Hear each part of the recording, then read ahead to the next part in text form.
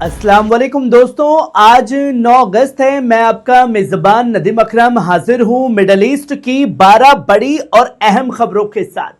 आज के बुलेटिन में हम बात करेंगे सऊदी अरब की अरामको रिफाइनरी और जुबैल में हुए धमाकों की, इजराइल पर दागी गई मिसाइलों की और स्ट्रेट ऑफ होर्मुज को लेकर ईरान के कड़े रुख और 300 अरब डॉलर के हर्जाने की मांग पर।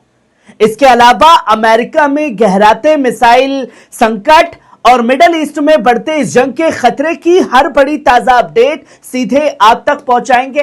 तो चलिए शुरू करते हैं आज की पहली बड़ी खबर से, जो आप अपनी स्क्रीन पर देख रहे हैं।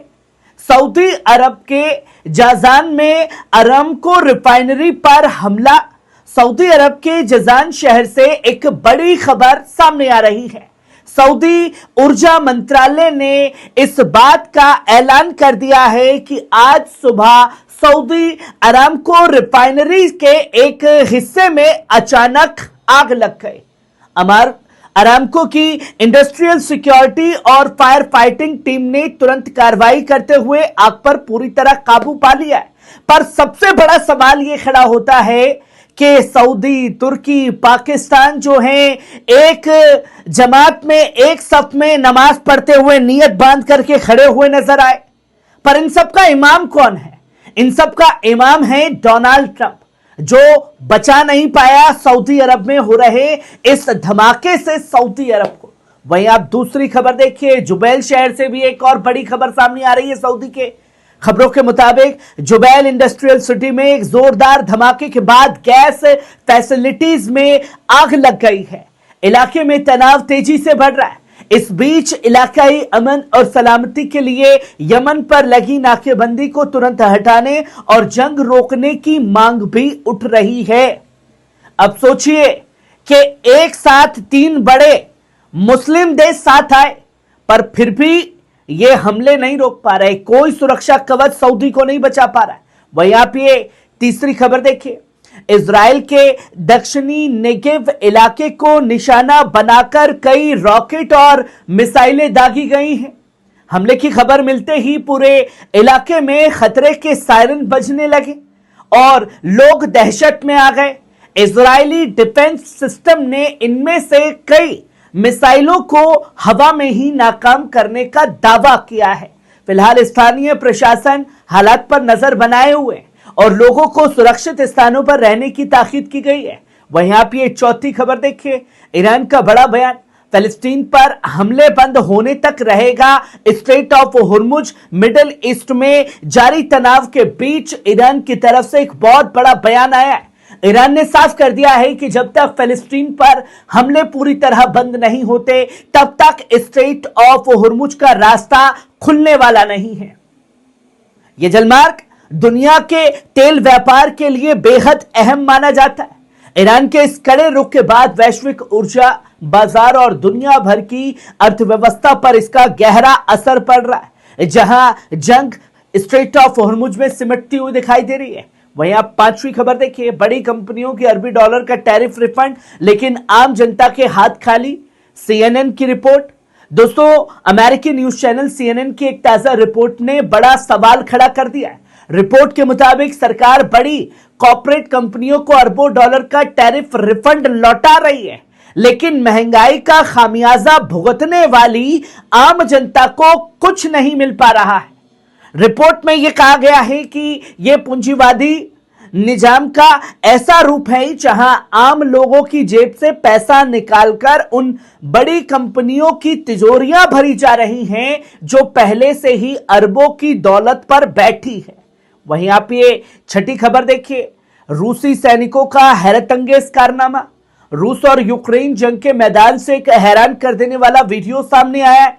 रूसी सैनिकों ने मामूली राइफलों से फायरिंग करके यूक्रेन के एक खतरनाक कामिकाजी ड्रोन को हवा में ही मार गिराया है। आमतौर पर इन ड्रोन्स को गिराने के लिए भारी एयर डिफेंस सिस्टम का इस्तेमाल होता है, लेकिन रूसी जवानों की इस सटीक निशानेबाजी ने सबको हैरान कर दिया है।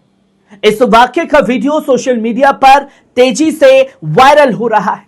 वहीं आप ये 7वीं खबर देखिए, स्ट्रेट ऑफ होर्मुज में नए समुद्री रास्ते पर ओमान से समझौता करीब। ईरानी विदेश मंत्री अब्बास अराक्ची का बड़ा बयान आया है। दोस्तों, उन्होंने कहा है कि स्ट्रेट ऑफ होर्मुज में नए शिपिंग लेन को लेकर के बनाने के लिए ओमान के साथ समझौता लगभग तय हो चुका है, जो अपने आखिरी चरण में है। उन्होंने बताया कि ईरान की सेना और नौसेना ने नए समुद्री रास्ते का खाका तैयार कर लिया है, जिस पर ओमान के साथ सहमति बन रही है। हालांकि अराक्ची ने साफ किया कि नए रास्ते तय होने के बावजूद हुर्मुज को पूरी तरह खोलना अन्य राजनीतिक और कानूनी शर्तों पर निर्भर करेगा। वहीं आप ये 8वीं खबर देखिए, अरब मुल्कों को समझ आया कि बाहरी मदद से सुरक्षा मुमकिन नहीं है। दोस्तों, ईरानी सांसद इब्राहिम अजीजी का एक बड़ा बयान सामने आया है।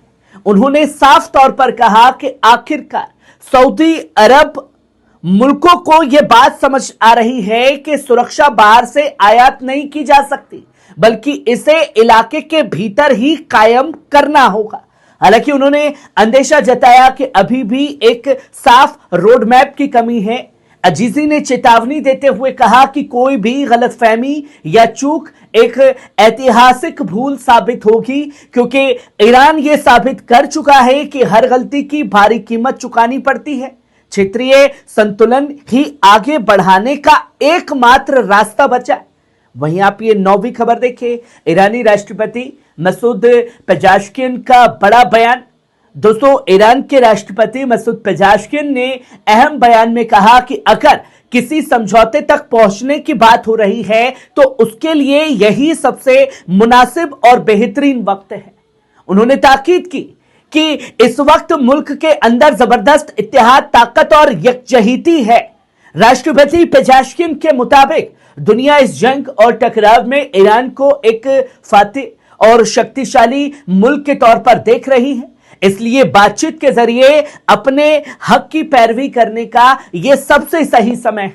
वहीं आप ये 10वीं खबर देखिए, अमेरिका में हथियारों की भारी कमी। दोस्तों, जंग के बीच अमेरिका में खतरनाक मिसाइलों का जखीरा पूरी तरह खत्म होने की कगार पर पहुंच गया है। राष्ट्रपति डोनाल्ड ट्रंप की बड़ी नाराजगी के बाद उप रक्षा मंत्री स्टीव फाइनबर्ग ने अमेरिका डिफेंस कंपनियों को महज 21 दिनों का अल्टीमेटम जारी किया है। उन्होंने साफ कहा कि हथियारों के बनने में सालों का वक्त अब मंजूर नहीं होगा। PAC-3 और थार जैसी मिसाइलों के खत्म हो चुके जखीरे को तुरंत भरने के लिए पेंटागन ने लॉकहीड मार्टिन और नॉर्थप गुमान के साथ अरबों डॉलर के बड़े समझौते पर दस्तखत कर दिए। वहीं आप 11वीं खबर देखिए, इजराइल की अमेरिका को दो टुक। दोस्तों, इजरायली सेना ने अमेरिकी CENTCOM commander admiral Brad Cooper को साफ लफ्जों में बता दिया कि ईरान के खिलाफ जंग शुरू करने के लिए उन्हें अमेरिका की मंजूरी या सहारे की जरूरत नहीं है। इजराइल एक तरफा हमले की तैयारियां कर रहा है, वहीं दूसरी तरफ ईरान ने भी चेतावनी दी थी है कि इजराइल के हमला करते ही हाइफा की तेल रिफाइनरी और तेल अवीव पर सीधा और जोरदार हमला किया जाएगा। दोनों देशों के बीच महाजंग का खतरा अब अपने चरम पर पहुंच चुका है। वहीं आप आखिरी और 12वीं खबर देखिए, अमेरिका से 300 अरब डॉलर के हर्जाने की मांग।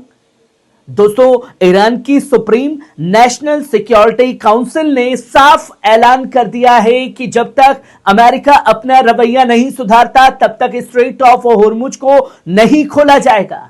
ईरान ने यह भी कहा कि वे न जंग में और न ही बातचीत में कोई समझौता करेगा। ईरान ने अमेरिका के सामने 9 बड़ी कड़ी शर्तें रखी है, जिनमें 300 अरब डॉलर का हर्जाना मांगना, पाबंदियां खत्म करना, फिलिस्तीन, यमन, लेबनान में जंग रोकना और अमेरिकी फौज की वापसी शामिल है। ईरान के मुताबिक इन शर्तों के पूरे हुए बिना समुद्री रास्ता खोलना मुमकिन नहीं होगा। दोस्तों, ये थी मिडल ईस्ट की आज की 12 बड़ी खबरें। आपको कैसी लगी कमेंट बॉक्स में आकर के अपनी राय जरूर दीजिएगा, क्योंकि आप देख रहे थे पल पल न्यूज, आपकी खबर आपका भरोसा। शुक्रिया।